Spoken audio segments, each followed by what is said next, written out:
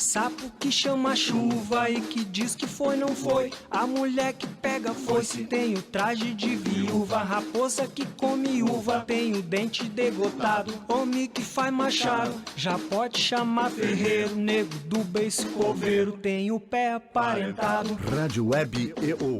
Aqui se faz, aqui se paga.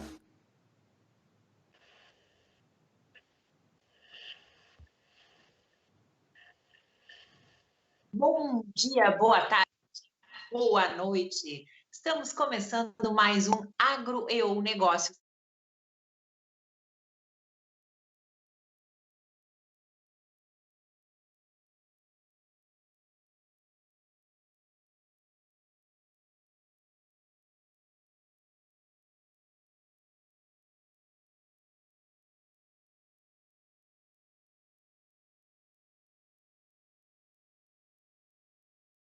De inovação. E ninguém melhor para conversar sobre inovação que Donário Lopes de Almeida. Bom dia, Donário. Bom dia, Carol. Muito legal estar falando contigo aí para a Rádio EO nesse dia bacana. Então, deixa eu te apresentar. Eu não vou apresentar direto, porque é uma super experiência que tu tens. Tu que é engenheiro agrônomo, jornalista,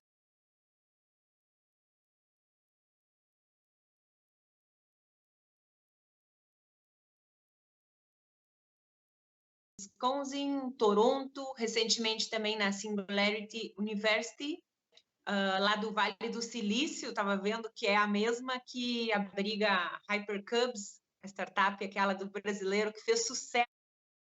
Então, tu também está aí conectado.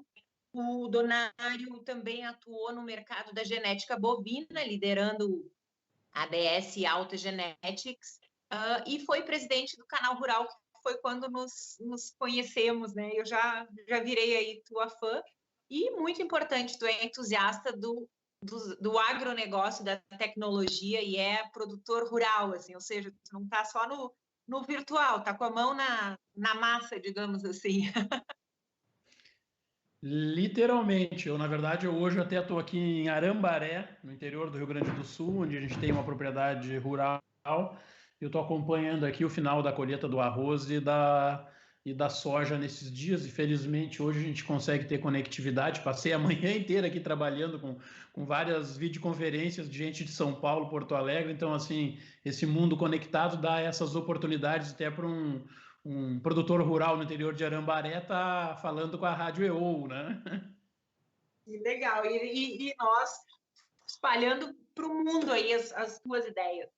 Vamos começar assim, como é que tu acha que tem se dedicado a essa área da tecnologia e da inovação? Como é que ela pode agregar valor para o agronegócio, para daqui a pouco a gente não seja meros produtores, exportadores de commodities, assim, não mande a matéria-prima bruta, assim. O que a tecnologia pode, a inovação pode contribuir aí para o agro? Bom, a inovação e a tecnologia pode contribuir muito, e na verdade, Carol, já vem contribuindo muito ao longo das últimas décadas, né? Então, quando a gente fala de aquela velha conversa de, né, o Brasil é um produtor de commodities agrícolas que não tem tecnologia nenhum, né? Legal é a Coreia que faz chip, que tem tecnologia e tal. Na verdade, quando você pensa, eu estou aqui, né, colhendo arroz e soja. Essa semente de soja, ela tem bilhões de dólares de tecnologia embarcada, né? Então, a semente da soja, a semente do arroz, você vai andar nos tratores que estão aqui hoje na fazenda, nas colheitadeiras, tem muita tecnologia embarcada. Então, é uma falácia dizer que agora vamos entrar numa nova era da tecnologia, o agro vai se tecnificar. Na verdade, eu discordo, porque eu, né, acompanhando o agro há tanto tempo, você mencionou aí meu envolvimento com biotecnologia, né? Na década de 90, a gente já usava inseminação artificial, depois começou a usar transferência de embrião, depois começamos aí para fertilização in vitro, né? Depois os clones. Tudo isso é tecnologia embarcada que hoje está na gôndola do Zafari aí em Porto Alegre, naquela carne Angus que vocês fazem o churrasco no próximo final de semana. Então não é uma mera vaca que está circulando no campo e que foi lá, alguém matou e levou para o Zafari. Não, tem muita tecnologia envolvida. Então eu só queria fazer esse disclaimer de que não é agora, né, que está falando em exponencialidade, em inteligência artificial, em drones e tal, que agora o agro vai usar a tecnologia. Não, o agro vem usando tecnologia há muitas décadas e é isso que propiciou essa fábula hoje de nós sermos os maiores produtores e exportadores de uma série de produtos em diversas cadeias do agro. A gente é realmente hoje o segundo maior fornecedor de alimento no mundo, o segundo maior exportador, em cadeias super competitivas que exigem que a gente seja muito bom. Então a gente já tem um histórico muito bom, os produtores rurais brasileiros, né? Já deixamos aquela cara de Jeca Tatu há bastante tempo e hoje os produtores rurais brasileiros são realmente pessoas que usaram tecnologia, vêm usando e vêm tirando proveito disso em termos de produção, produtividade e inclusive reconhecimento como grandes exportadores e fornecedores de alimento. Bom, dito isso, o que a tecnologia hoje pode nos ajudar para o futuro? Pode ajudar muito, né? Especialmente porque a inovação e a tecnologia estão tirando proveito agora, nesse momento, em 2020, de um processo de aceleração muito rápido nesse movimento de digitalização da vida, né? Então, e tudo vem, você mencionou aí da Singularity University lá que o Fábio da Hypercubes teve falando contigo, ou também, aliás, eu adoro conhecer gente inteligente, né? E o Fábio, eu encontrei com ele lá na Expo Direto, eu já tinha conhecido ele lá no Vale do Silício, ele deu uma palestra para a gente numa missão que eu fiz em várias startups, ele palestrou. Depois eu encontrei novamente ele em São Paulo e agora ele passou uma semana em Não Me Toque, que foi fantástico, porque eu pude passar algumas horas com ele em diversos momentos, acompanhando palestras, e em primeiro lugar, um orgulho para a gente ter um brasileiro como ele, né, desbravando coisas lá no Vale do Silício. Mas ele vem, você mencionou lá, ele participou de um programa de internship na Singularity, e a Singularity, tudo que ela faz e diz está baseado nesse grande espetáculo que a gente está vivendo hoje, que é a tal da exponencialidade, né? Que é difícil de explicar, mas vai ser mais fácil agora porque está todo mundo botando os gráficos exponenciais de Covid na televisão, né?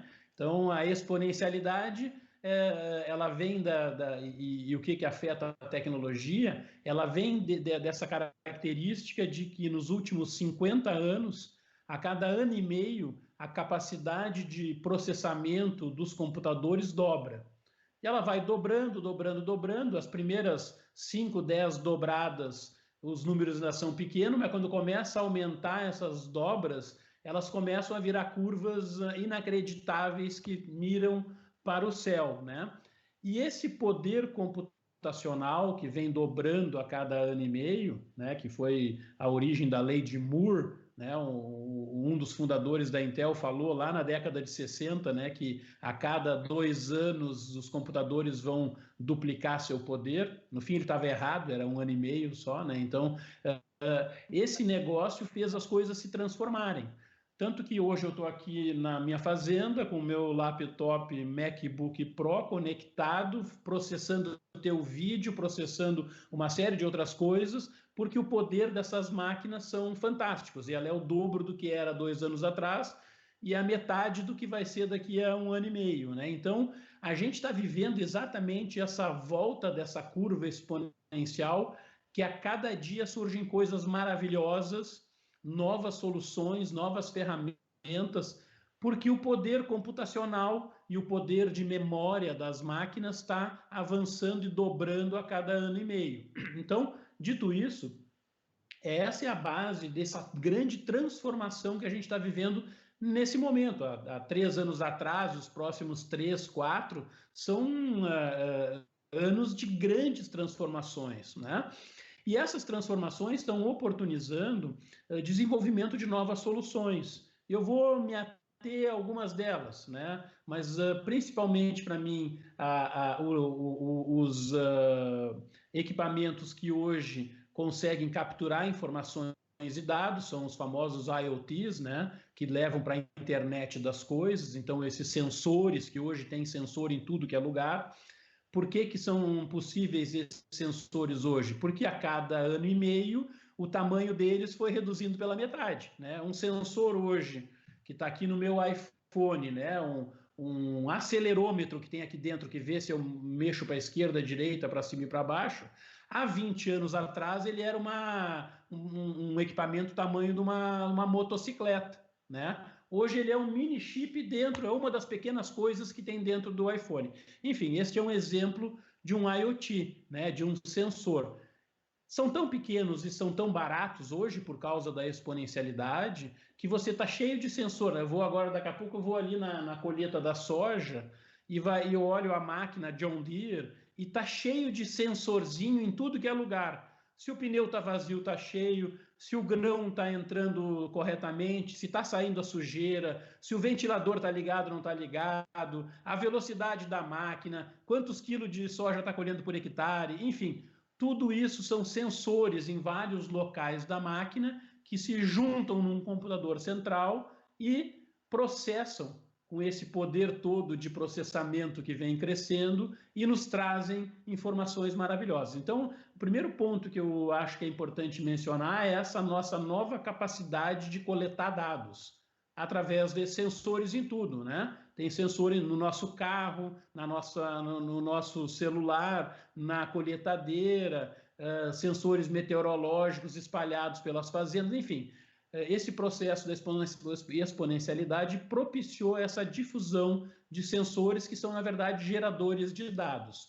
A gente tem muito dado, então isso vai depois ser utilizado e vai transformar a nossa vida e a nossa agricultura. O segundo ponto que eu mencionar, além dos dados, é esse poder computacional de poder tratar grandes volumes de dados. Então, são computadores mais poderosos, com mais capacidade, tem condição de pegar milhares, milhões, bilhões de dados e transformar dados em informação, né? E a partir dessa informação, indicar melhores soluções ou melhores formas de usar essa informação na atividade que você tem. Então, eu reputo a inteligência artificial como talvez uma das maiores oportunidades que nós vamos ter nos próximos anos de revisar a forma que a gente faz os processos. Seja na minha colheitadeira aqui, que ela está andando na lavoura hoje, usando o GPS já, e ela vai naquele ritmo ditado pelo GPS. Ao longo dos próximos anos, com todos esses sensores e com todo o processamento de informação que a máquina vai ter, talvez o computador indique que ela não tenha que virar à esquerda, ela tenha que virar à direita para ir pegar primeiro um grão que está mais seco, para depois ir pegar o que está mais molhado, porque é isso que vai dar depois mais rendimento, vai pegar os dados lá da processadora, lá na Bung, e vai comparar e dizer, não, se essa colheitadeira virar para a direita agora um pouquinho, o rendimento vai ser maior lá na frente, porque eu já aprendi com bilhões de dados. É isso que a inteligência artificial vai poder nos ajudar. Uma terceira frente que é importante, tem relacionamento com o agro, é a frente da meteorologia. Você sabe que a agricultura é uma fábrica a céus abertos, né? A gente faz agricultura sem saber se vai chover ou não vai chover, essa era a realidade. Só que o que está acontecendo hoje, com todo esse poder de máquina, com sensores, é que a gente consegue processar muito melhor. Primeiro, tem muito mais informação e consegue processar essas muito mais informações e predizer situações que vão ocorrer. E não é apenas chover, não chover. Na agricultura você tem, logicamente, a importância da umidade do solo para que para a semente possa nascer e nascer saudável, né? Mas você tem outras coisas que acontecem. A velocidade dos ventos que afetam a pulverização, né?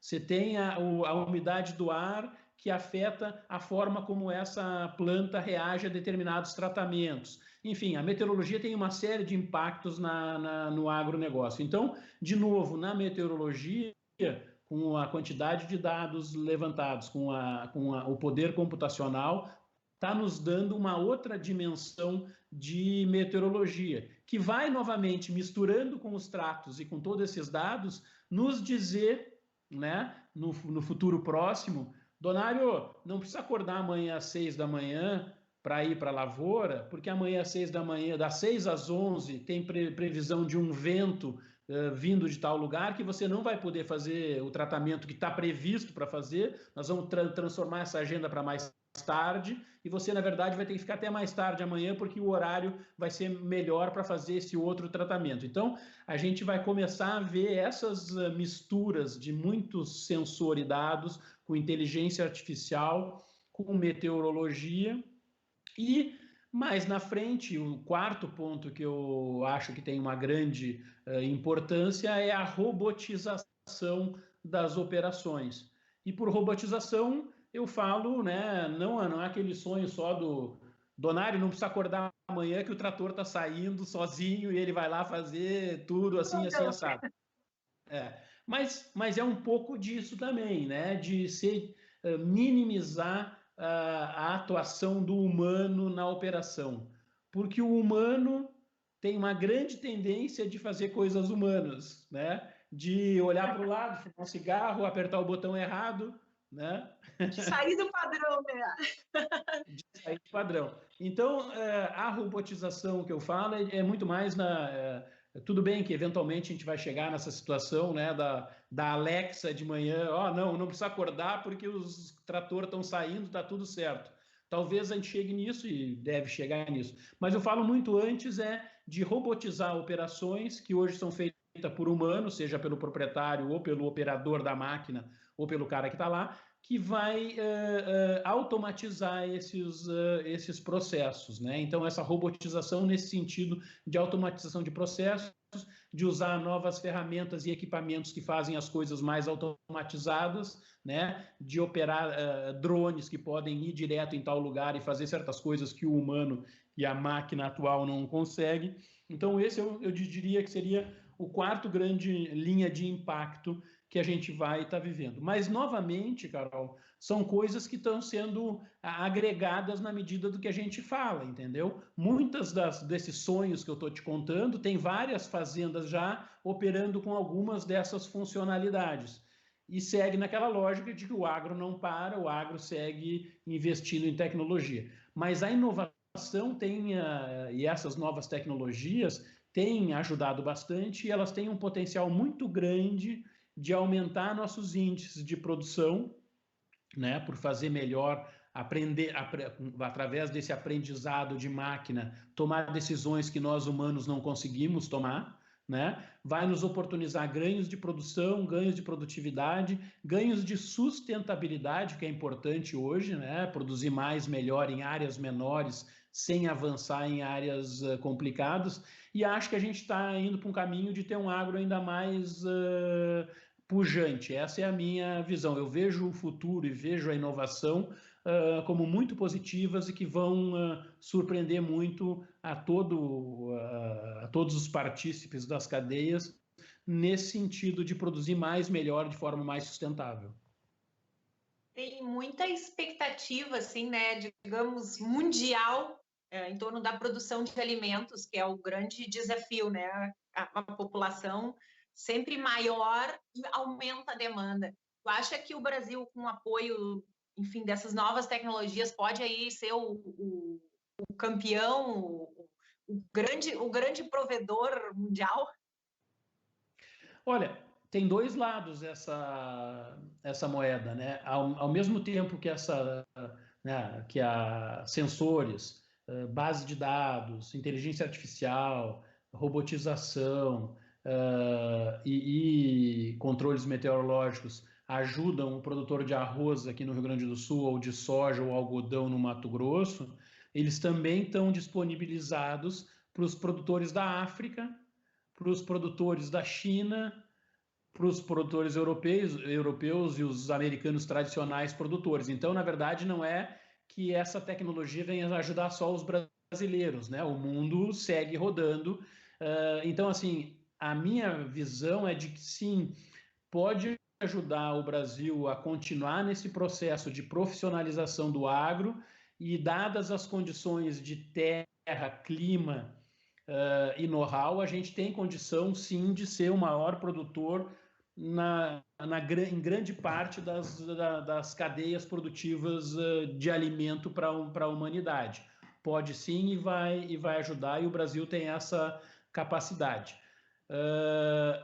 E certamente vai nos transformar ainda mais em produtores profissionais que atendam esses mercados que a gente já atende hoje. A gente atende mais de 200 países com produtos agropecuários brasileiros, ou seja, a gente é reconhecidamente um fornecedor de alimento. Mas, ao mesmo tempo, essas tecnologias podem viabilizar essas mudanças tecnológicas podem viabilizar coisas inimagináveis, como produzir determinadas espécies em solos salinos, né? Se você transformar através de biotecnologia, criar resistência, de produzir... Vamos dar um exemplo do arroz, o arroz gaúcho aí, que é tão tradicional, você deve ter uma boa audiência de gaúchos e a gente produz 70% do arroz consumido no Brasil é produzido no Rio Grande do Sul.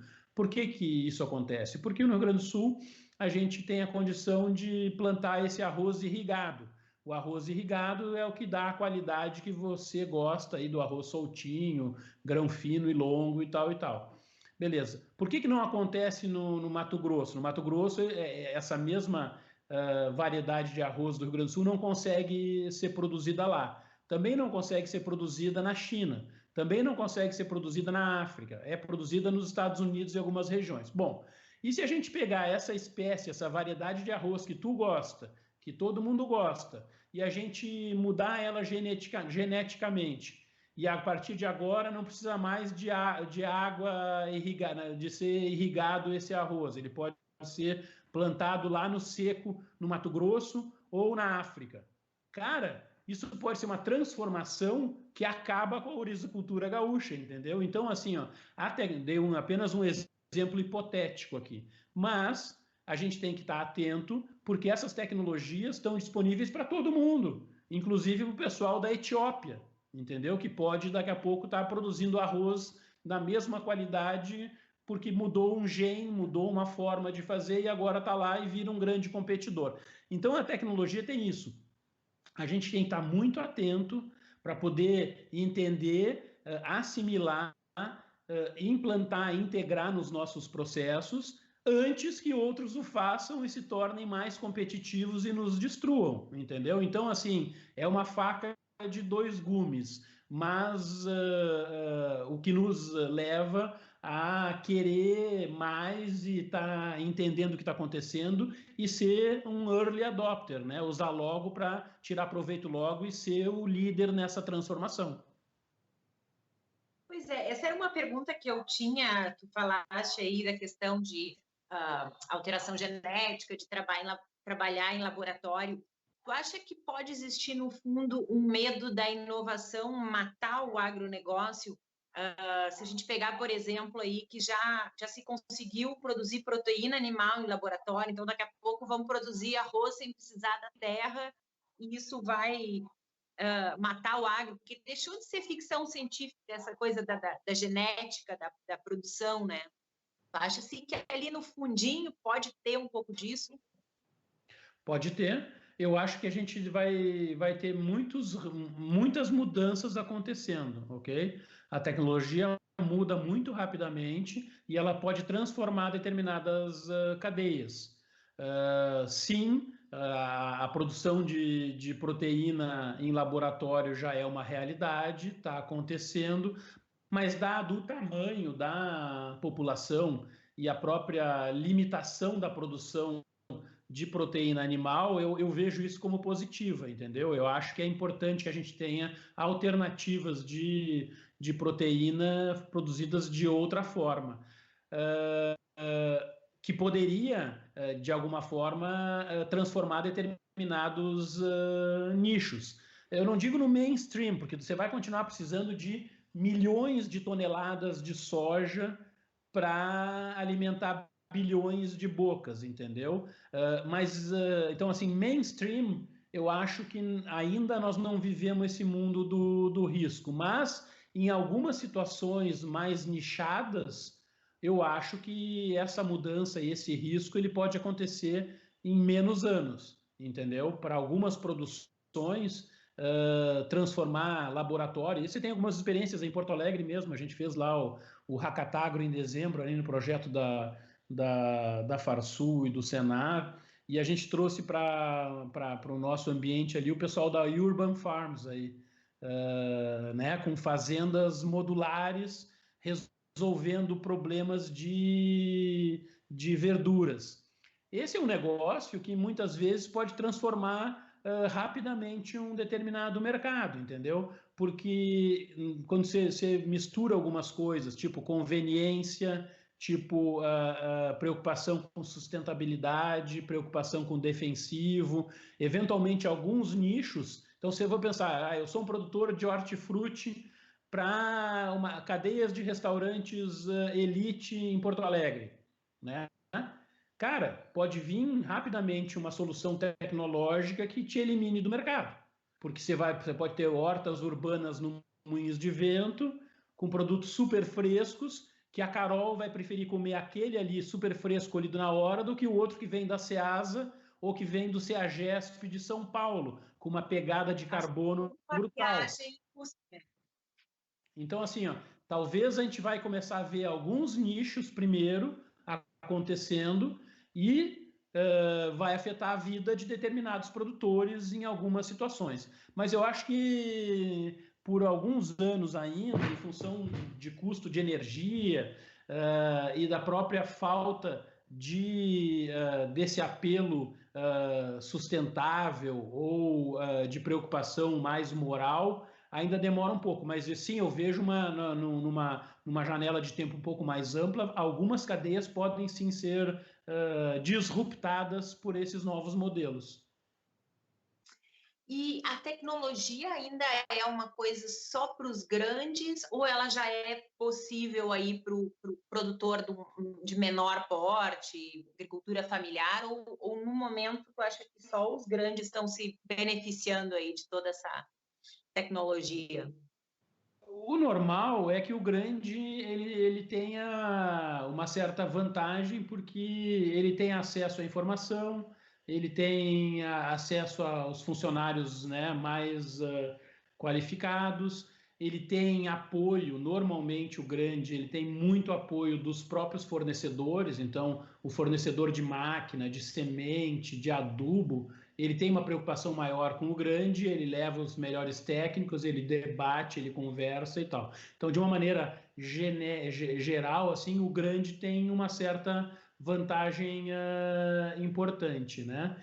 O pequeno, no outro lado lá, o bem pequeno, ele não tem esse acesso, ele não tem toda essa coisa, mas ele, de alguma maneira, tem uma rede de proteção, né, que muitas vezes ajuda ele, seja uma Emater, né, que tem técnico e vai lá e dá ideia e faz um pouco de transferência de tecnologia, ou o próprio Senar, que também faz esse tipo de iniciativa, né? Mas, de novo, eu te diria com tecnologias mais básicas da produção, né? A alta tecnologia mesmo, quem tem primeiro acesso é o grande. A minha preocupação sempre fica com o médio, porque o médio não tem o apoio que o grande tem pelo poder econômico, pelos fornecedores, por tudo, e não tem a rede de proteção do Estado ou das entidades. O médio fica naquela coisa meio perdida, né? Então, eu te diria hoje que a gente vive um ambiente de muita falta ainda de informação e conscientização e entendimento, e inclusive de uso de tecnologias que já estão disponíveis. tem muita tecnologia disponível, entendeu? A Embrapa tem muita tecnologia disponível que já vem sendo usados por muitos, mas ainda não tem uma assimilação generalizada, né? As próprias empresas têm centros tecnológicos e informam tecnologia, mas não chega da maneira que deveria chegar. Então, assim, eu acho que já tem muita tecnologia que, não, inclusive, não está sendo bem utilizada. Quanto à tecnologia de ponta, ela vai seguir o curso natural. Os grandes vão entrar, vão começar a assimilar, como tudo, produtor rural olha para o vizinho, vê o que ele está fazendo, como é que está e tal, e começa a assimilar, mas é um processo demorado. Eu te diria que a gente tem que, de alguma forma, estimular e acelerar esse processo de embarcar nessas novas oportunidades. Isso é um pouco do que a gente não falou sobre isso, né? Do trabalho que eu venho desenvolvendo na Farsul, ali, que é a Federação da Agricultura do Estado do Rio Grande do Sul, que foi muito de provocar o nosso presidente, Gedião Pereira, que se mostrou aberto e a gente começou a debater, né? Pô, tudo que está acontecendo no mundo, essas perguntas que tu fez aí sobre a carne de laboratório, né? A exclusão de produtores e tal, a gente começou a debater isso e chegou a uma conclusão que sim, a gente tinha um papel importante, a gente acabou criando até uma comissão de inovação na Federação da Agricultura para ter esses debates e começar a ver fórmulas e formas de estimular a disseminação de tecnologia, duas coisas, disseminar essas tecnologias que já estão disponíveis e criar o debate e estimular o ambiente de empreendedorismo a criar novas soluções para os nossos problemas. Mas certamente o grande desafio é disseminar essas tecnologias para que mais produtores botem elas em prática, tenham vantagens sobre elas e possam gerar mais renda para o setor. Essa é uma preocupação, porque de nada adianta a tecnologia na prateleira se você não está usando, isso não gera fluxo de caixa.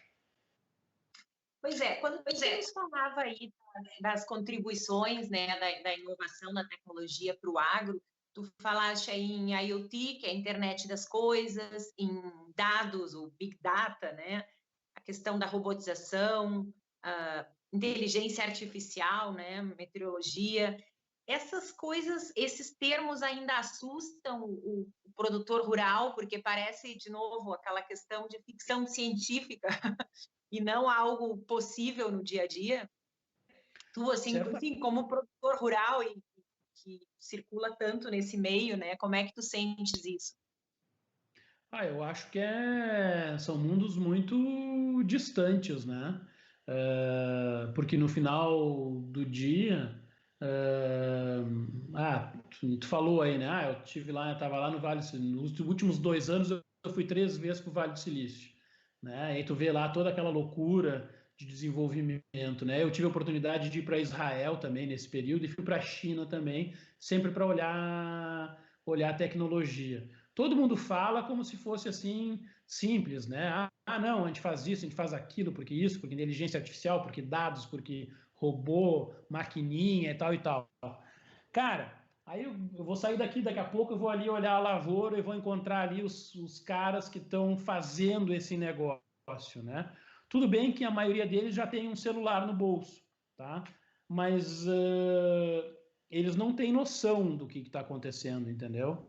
É muito distante. Então, assim, o gap que a gente vive entre tudo que está disponível na prateleira hoje já e a realidade de entender a dimensão disso e como é que pode afetar no meu fluxo de caixa, na minha renda mensal, é muito distante, entendeu? Então, sim, eu acho que tem um trabalho muito grande, de muito esforço, de muita gente, para que a gente possa disseminar essas tecnologias e fazer com que o produtor produza mais e melhor e tenha mais renda, entendeu? Mas eu vejo isso como um ponto positivo, pô, tem essa prateleira cheia para a gente usar e ninguém está usando, e a gente já é número 1 em um monte de coisa, a gente já é bacana e fazendo muita coisa, pô, tem uma avenida de oportunidades fantástica aí, né?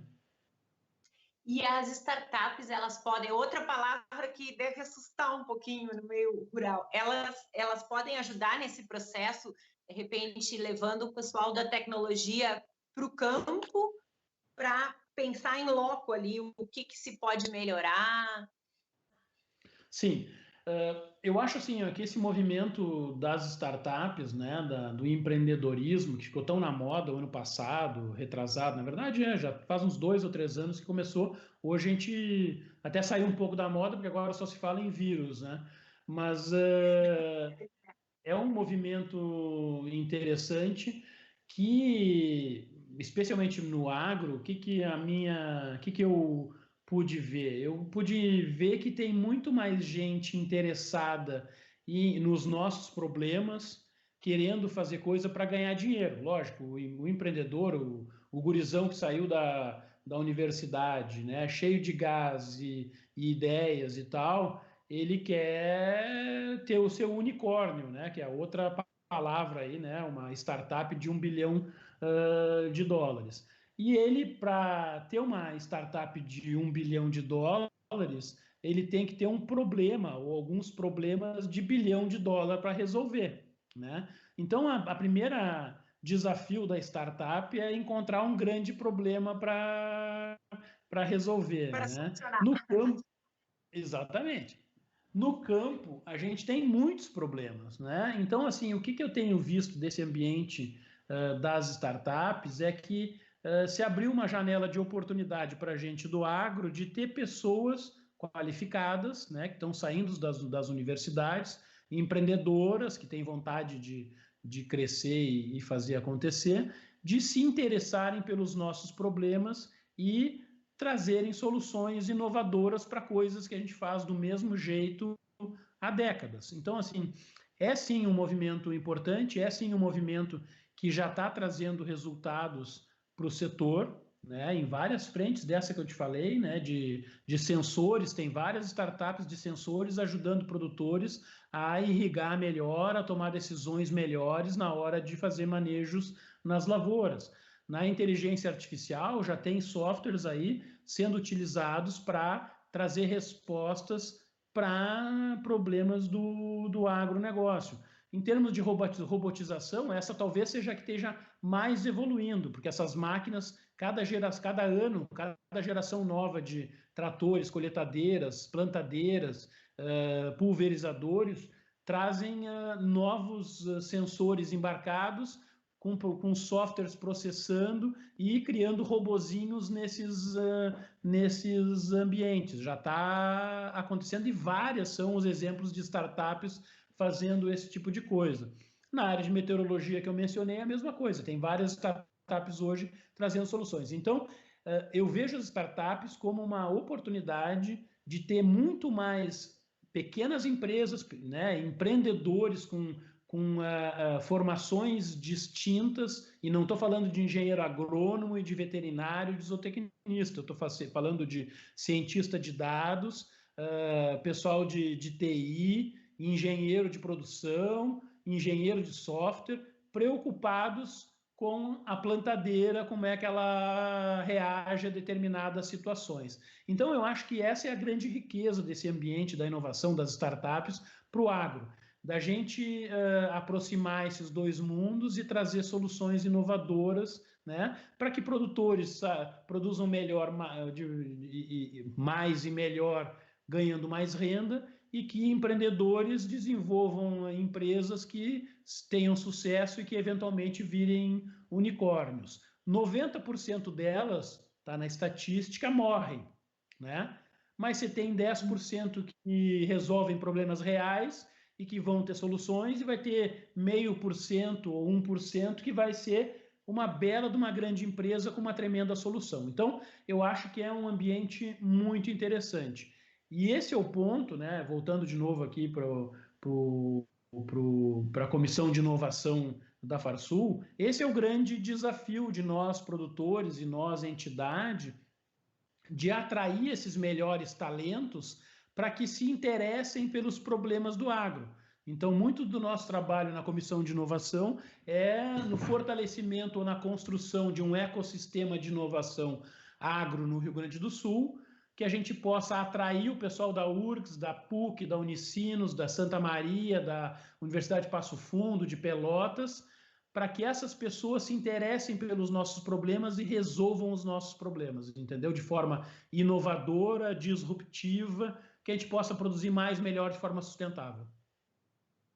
Pois é, digamos assim, na origem da startup, mais tecnologia digital, assim, sem estar o agro envolvido, o tempo das inovações ele é mais curto, algo que tu testa e deu certo, não deu certo. E no agro tem que esperar toda uma safra, né? Uma colheita. Como é que tu vê isso, assim? Porque também é um desafio pro produtor, tu falaste aí, vamos conquistar as startups para elas se interessem por nossos problemas, mas aí tem que pegar esses jovens que estão a 1000 da faculdade e dizer, não, resolvam nossos problemas, mas esperem o tempo da Terra. Como é que é isso nessa geração que é tão acelerada? Esse talvez seja o grande desafio, porque imagina, vamos fazer um exemplo hipotético. Vamos botar sensor aqui em toda a minha lavoura de soja. Beleza, você pega todos esses sensores, começa a calcular e tal e tal.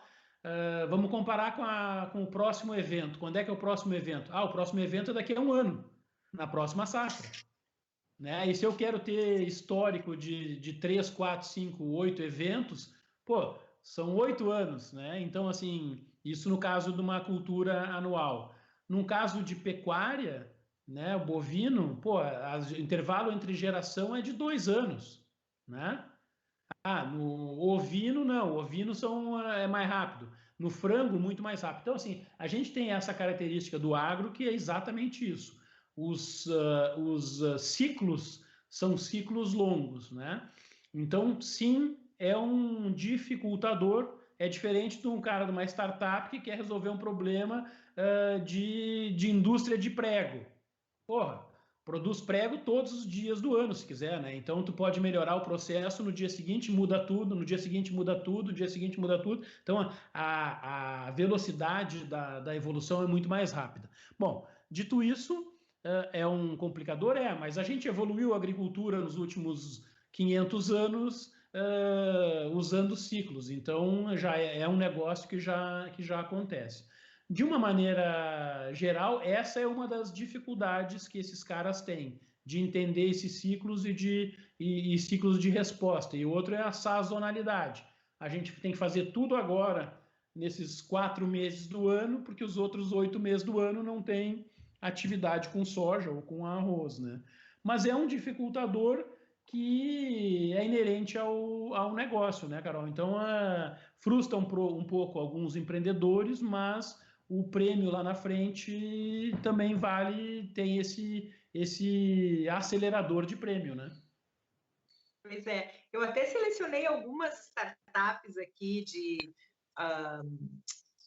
de sucesso que estão aí no caminho. Uma delas até estava lá em Não Me Toque, na Expo Direto, que era a CalMed, que eles falaram em ouvir a vaca, né? Era um sensor que monitora todos os passos do gado para detectar se tem doença, se está no cio. E nasceu na Universidade de Santa Maria, tem também a Solubil, né, de defensivos biológicos para reduzir a questão dos insumos. Não sei se você destacaria algumas startups de sucesso para a gente, de novo, ter essa ideia de como já está no dia a dia do agronegócio, esses temas que às vezes assustam, sei lá, pelo termo, pelo nome, mas estão aí no dia a dia, como tu bem falaste no início do programa. Tem vários exemplos, né, de startups que hoje estão vendendo a pleno e em franca expansão em diversas frentes, né? Esse é o exemplo da CalMed, que exatamente ela usa aquele conceito que eu falei da inteligência artificial, né? A partir do sensor, do IoT, né, coloca na vaca, ele basicamente identifica todos os movimentos da vaca e correlaciona determinados movimentos com determinadas situações de estresse térmico, né, da vaca ter problema de bem-estar, da vaca ter o cio para poder fazer a inseminação ou dela estar doente, né? Então é um exemplo legal de como a inteligência artificial pode ajudar. Esse é um caso que já está acontecendo. Eles já têm uma série de clientes no Brasil, tem empresa concorrente a eles que faz coisa similar e que tem também uma série de clientes no Brasil. Então, são negócios que vão ajudar em muito, ou seja, esse é o tipo de exemplo, né, que ele muda a forma como a gente atua. Então, se você pensar assim, numa fazenda de gado de leite, você tem que ter o inseminador, tem que ter todo aquele processo da inseminação, de ver quando é que a vaca está pronta para receber o sêmen pelo inseminador, né? Mudou completamente, porque agora o sistema diz, lança um alerta no celular, tá na hora de inseminar a vaca. Mas por quê? Não sei por quê. Vai lá e insemina a vaca. Mas eu acho que é diferente. Não acha, não tem que achar, entendeu? Porque o sistema está dizendo que vai fazer. Então, assim, aquele peão, aquele funcionário que era necessário para ficar olhando a vaca, para ver, para sentir, não tem mais. O computador está dizendo e faz pelo computador que é melhor do que o humano. Então, essas coisas são coisas que mudam a dinâmica numa propriedade, né? Aí você tem vários exemplos de coisas similares. Tem uma outra startup que estava lá em Não Me Toque interessante, que é sobre compra de insumos, né? A gente compra insumos como? Eu tenho que falar com vários caras, ir na cidade, falar com 3 caras, aí eu tenho que para cada tipo de insumo, tem que fazer cotação, tal e tal e tal e tal. Esses caras desenvolveram um sistema que eu, donário aqui, eu preciso comprar tantos quilos de adubo, tantos não sei o que, boto tudo para cá, e eles entram no sistema deles que eles fazem uma varredura num raio onde o frete funciona, não apenas aqui em Camaquã, que é a minha cidade onde eu faço minhas compras, mas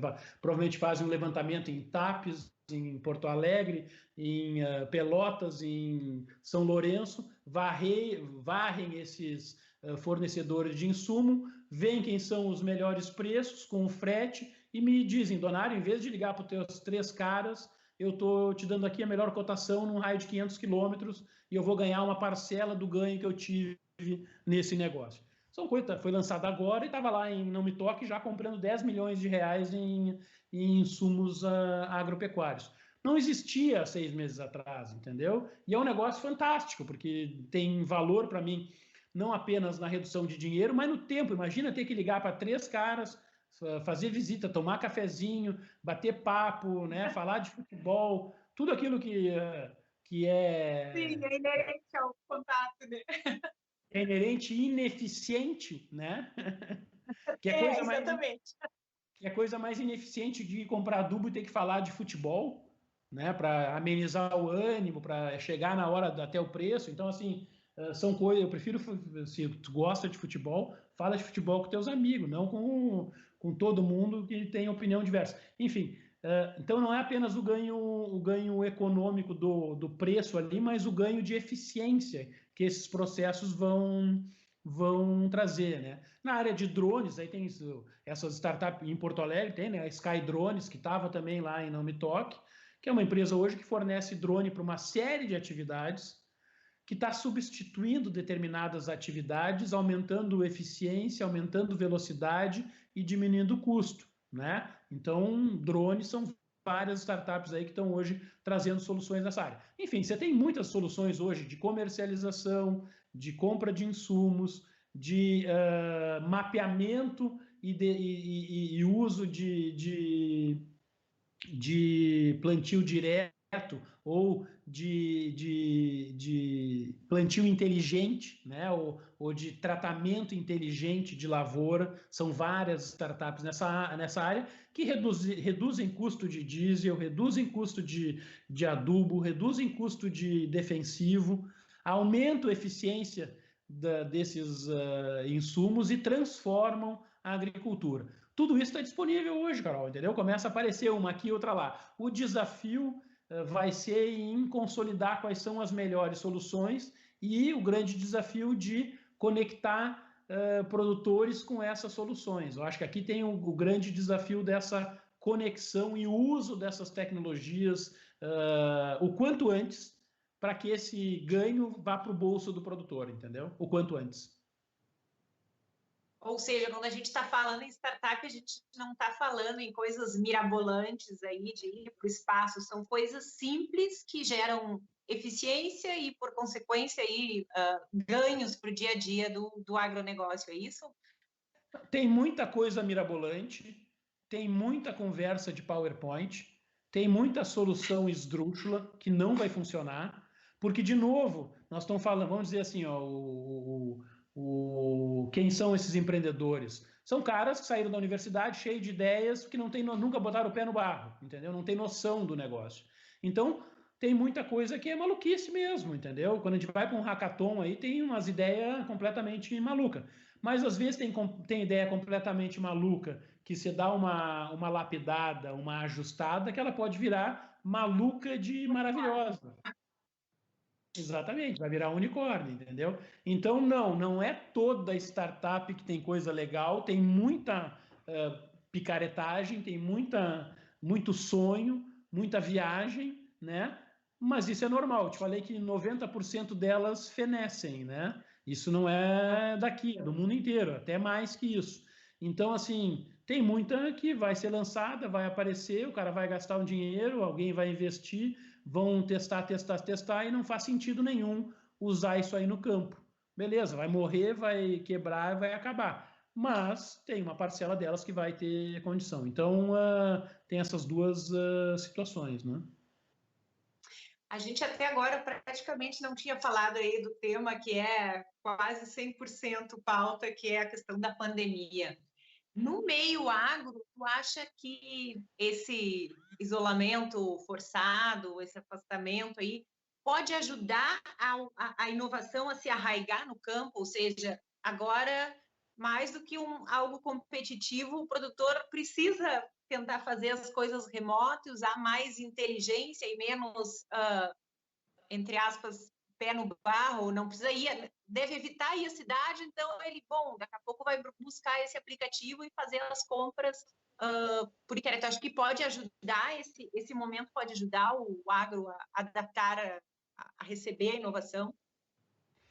Eu acho que a gente está vivendo, nos últimos anos, um processo de digitalização da vida muito rápido, muito acelerado, tá? Já vinha todo o meu discurso, né? Tanto quando eu voltei, 2 anos atrás, eu fui para a Singularity, eu voltei preocupado e mudei o meu foco, né? Meu propósito para esse tema, né? De participar e influenciar o processo de digitalização do agro no Brasil, porque eu estava vendo que já estava um ambiente de aumento da velocidade por tudo que está acontecendo.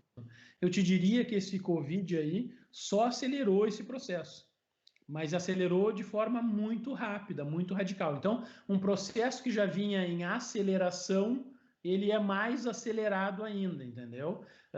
Por quê? Porque as pessoas começam a se dar conta de que podem ter soluções mais práticas e simples, como nós aqui fazendo uma video call, rádio, sei lá o nome que tu tá dando para essa interação aqui, né? Com o Donário aqui em Arambaré, né, a 150 quilômetros de Porto Alegre, tu em Porto Alegre e um monte de gente espalhada por um monte de lugar. Eu participei agora de manhã de 2 videocalls já. Uma que tinha 3 caras em São Paulo, um em Porto Alegre e um em Ribeirão Preto, né? A outra com cara de Porto Alegre e outro cara de São Paulo. E beleza, nós estamos fazendo tudo que a gente ia fazer numa reunião. Eu normalmente, a minha vida é uma semana, nessa fase agora, né, o último ano, uma semana em Porto Alegre, uma semana em São Paulo, né? Cara, não precisa, entendeu? O Zoom tá fazendo um monte de coisa, a gente está sendo mais produtivo, mesmo porque a gente não perde os primeiros 20 minutos da nossa reunião falando em futebol e em política, né? A gente já sai trabalhando, né? Então, assim, ó, isso está acontecendo nós urbanos, mas os produtores também, entendeu? Tá cheio de live aí de produtor, os caras estão usando o Zoom, usando o Skype, usando o WhatsApp de formas que nunca aconteceu antes de março, né? Tava aí, já existia, né? O Skype já estava aí, nós podíamos tá fazendo isso muito mais antes. A gente não fazia. Então, eu acho que tem uma virada de chave que esse Covid vai nos dar, entendeu? Porque a minha mãe está usando o Zoom, entendeu? A minha sogra está usando o Zoom. A minha sogra tem um encontro semanal, chá das amigas, há 50 anos. Toda semana elas se reúnem na casa de um para tomar um chá. Elas não podem tomar chá, elas estão fazendo chá no Zoom, cada um toma seu chá com Zoom. Olha que coisa fantástica isso, né? E aí eles trocam a foto dos netinhos, já bota ali, já compartilha, já começa a olhar o vídeo não sei de quem. Cara, são coisas inimagináveis, entendeu? As ferramentas existiam, a gente não fazia. Então, por que não a gente fazer essas apresentações de determinados defensivos, ou de adubo, ou de máquina, ou EAD? Meu filho está estudando há 2 semanas no colégio dele por EAD. Eu te confesso que no início eu falei, pô, tá louco? Horrível. O guri tá estudando mais que ele estudava. Ontem à noite eu perguntei para eles, nossa, eu tô estudando muito mais, eu tô gastando mais tempo aqui, eu tô aprendendo. Mas tá aprendendo? Tô aprendendo um monte, tá na matemática, que ele adora, né? Aprendi isso, aprendi aquilo, não sei o quê. Tá funcionando, entendeu? Então, assim, ó, as pessoas estão se dando conta que tem formas diferentes de fazer as coisas e via digital, né? Participando dessa transformação digital e dá certo e é legal. Ah, o motivo de tudo isso é ruim? É horrível, entendeu?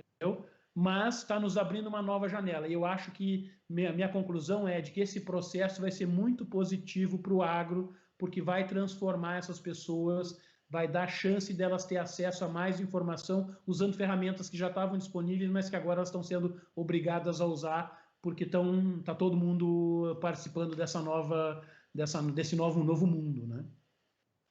Legal, que bom. Eu concordo contigo. Eu acho que apesar de ser, enfim, algo triste, está trazendo muitas coisas boas, não só para o agro, mas para o mundo, para a sociedade inteira, né? Essa questão da pandemia, a gente está revendo aí valores, está descomplicando algumas coisas, né? Está ganhando tempo porque realmente importa. A gente Eu está acho chegando aí. essa Fale. coisa que eu acho que é importante, né? A gente vive num mundo, no Brasil especialmente, super burocrata, né? Cheio de convenções, de reuniões e de coisas, né? Não só pode decidir se tiver lá no evento junto com todo mundo. Não. Pô, os caras estão votando agora no Senado e na Câmara por digital, né? A gente começa a ver certas mudanças. Eu vou dar um exemplo aqui no agro, né? A gente tem que vacinar o gado contra a febre aftosa, que é uma doença que a gente ainda vacina, né? Está numa grande discussão aí o fim da vacina da aftosa. Enfim, essa é uma outra discussão para um programa especializado. Vai acontecer, mas de qualquer maneira, olha só como é que é o negócio. Para vacinar a aftosa, você tem que ir numa veterinária, encomendar a vacina na veterinária, e lá na inspetoria veterinária, que é um órgão do Estado, né, que tem veterinários, funcionários do Estado que ficam numa casinha, em Camaquã tem um escritório, aí você vai lá no escritório da inspetoria e pega o seu relatório que tem o teu estoque lá, e aí ele te dá um documento que você pode comprar a vacina naquela quantidade. Aí você vai lá e compra a vacina naquela quantidade, pega a nota fiscal, vai lá e leva na inspetoria e mostra, ó, eu comprei, tá aqui a nota da vacina. Essa é a burocracia. E se eu não posso ir, eu tenho que mandar alguém com uma minha assinatura em cartório. É um troço inimaginável. Tá? Beleza. Como é que você faz agora para ir no escritório da inspetoria se os veterinários são todos acima de 60 anos, estão em licença de Covid, você não pode ter fila, e aí todos os produtores têm que ir lá para pegar a nota, para carimbar a nota, para fazer a nota, não sei o quê. Não pode. Aí eles tiveram uma ideia maravilhosa, interessante. Pô, se eu pegar o relatório da inspetoria digital, que já existe, que está lá, mandar para mostrar lá na veterinária, compra minha vacina, pega a nota, tira uma foto e mando. Pode? Ah, não, pode, mas tem que passar no cartório. Ah, não, mas o cartório não pode porque o Covid. Ah, então é sem cartório, pronto. Cara, estão fazendo sem cartório tudo o que tinha que fazer normalmente, que seria uma coisa de um país decente, agora estão fazendo por causa da Covid, entendeu? Então, assim, ó, eu acho que tem isso também, Carol, entendeu? Não faz sentido a gente fazer um monte de coisa. Agora deu pandemia, então vamos deixar de fazer. Acabou Tu imagina que depois da Covid nós vamos fazer tudo de novo, de ir no cartório, mostrar a nota. Acho que as pessoas vão se revoltar. Não, as pessoas vão se revoltar, entendeu? Vão quebrar a inspetoria veterinária. Eu, pelo menos, eu vou lá fazer movimento. Pô, se podia até 15 dias atrás, agora não pode por quê? Então, assim, ó, acho que a gente vai se dar conta de coisas que a gente faz no automático que são imbecilidades, né? Que podem ser trocadas por uma troca de e-mail. Se vale, né? O banco é digital, eu posso abrir uma conta no banco. Eu abri minha conta digital no banco original sem ir no banco, tudo no celular aqui, assim. Pô, se eu consigo fazer isso, como é que eu não posso comunicar vacina na inspetoria de algum jeito controlado digitalmente? É impossível. Então, eu acho que vai transformar nossas vidas nesse sentido, de que vai nos obrigar a repensar processos. Esse é o ponto. Ah, legal.